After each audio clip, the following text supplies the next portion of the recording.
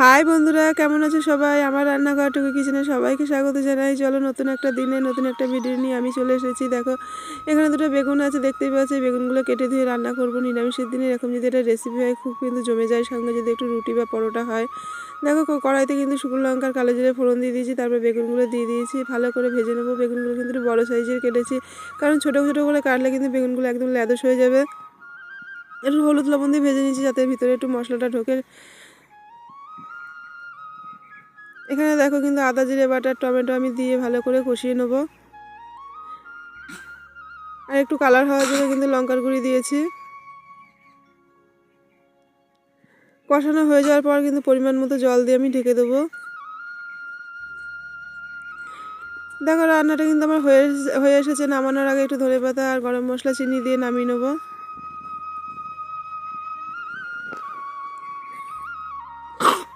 বন্ধুরা, কে কোথা দিয়ে দেখছো অবশ্যই কিন্তু কমেন্ট করে জানিও। পাশে থেকো, ভালো থেকো, সুস্থ থেকো। নতুন একটা ভিডিওতে দেখা হচ্ছে।